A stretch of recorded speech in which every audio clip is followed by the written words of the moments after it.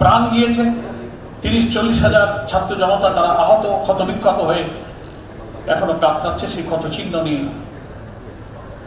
আমাদেরকে তারা বলছে, তাদের আত্মার ক্রন্দন হলো যে নতুন বাংলাদেশের জন্য আমরা স্বপ্ন রেখেছিলাম, সেই স্বপ্নের বাংলাদেশ গড়ার জন্য যেন যারা এর স্টেক হোল্ডার, যারা এর দায়িত্বে আছে, তারা যেন তাদের প্রতিশ্রুতির উপরে, অঙ্গীকারের উপরে যেন মজবুত থাকে।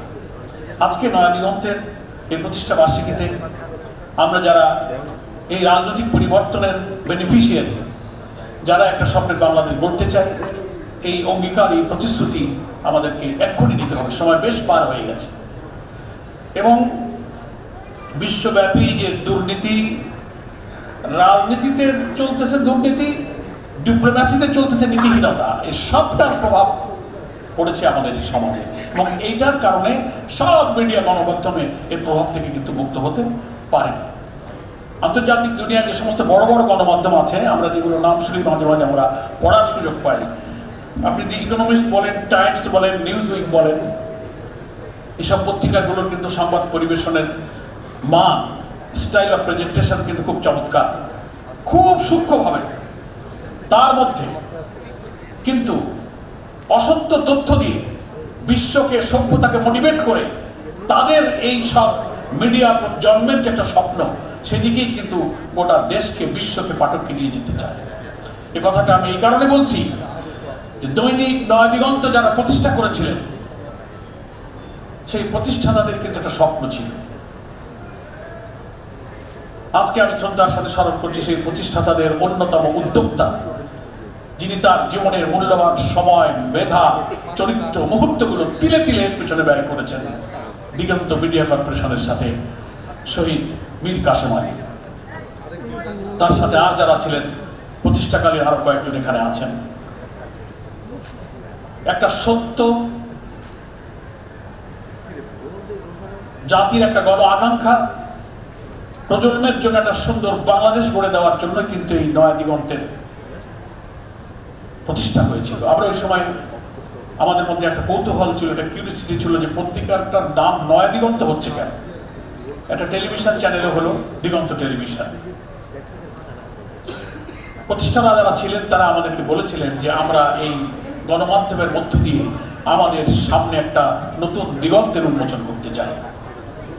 কিন্তু ফ্যাসিস্ট এটা বুঝতে পেরে এই সত্য উচ্চারণের সাহসী গণমাধ্যমকে, তার কণ্ঠকে চেপে ধরার জন্য কিন্তু উদ্যোক্তাদেরকে, মীর কাসেম আলীকে তারা বিনা অপরাধে যে সমস্ত অভিযোগ তার বিরুদ্ধে মিথ্যা মামলায় আনা হয়েছিল, প্রত্যেকটি মামলা, প্রত্যেকটি লাইন, প্রত্যেকটি শব্দ হচ্ছে মিথ্যা, একটার সাথে তার সত্যের কোনো সম্পর্ক নেই।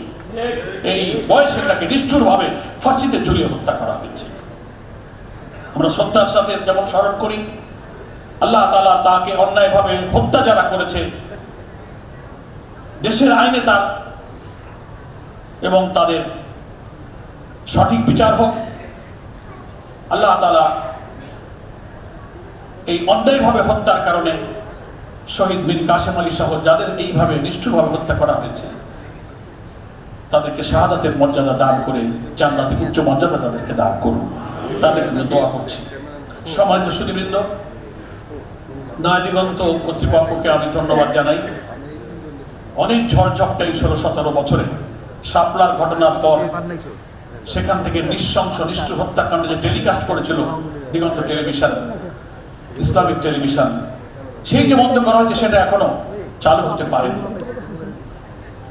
দীর্ঘ 14-15-16 বছর যখন একটা ইলেকট্রনিক মিডিয়া বন্ধ হয়ে থাকে, হাজার হাজার কর্মচারী বেকার হয়ে পড়ে, তার যন্ত্রপাতি ওয়ান ইয়ারে যেতে গেলে তার এস্টাবলিশমেন্ট থাকে, সব কি পরিমাণ ক্ষতিগ্রস্ত হয়, কি পরিমাণ ফিনান্সিয়াল প্রবলেম, তার শেয়ার হোল্ডার, তার ব্যবসা, এই সব কিছুতে কেটে উঠে এখনো কিন্তু সেগুলো এখনো চালু হতে পারেনি। এই ধাক্কা সামলে নয়া দিগন্ত নামক এই পত্রিকাটি যে সত্যের উপরে দাঁড়িয়ে আছে, আমি মনে করি অন্যায়, অসত্য, ভুল এবং একটা অসভ্যতার বিরুদ্ধে সভ্যতার যুদ্ধে নয়া দিগন্ত তার অস্তিত্বকে জানান দিয়ে বলেছে যে না, আমাদের যারা প্রতিষ্ঠা করেছিলেন তাদের স্বপ্নের পথে চলার জন্য আমরা এই জিহাদের পথে অটুট থাকবো এবং অনড় থাকবো।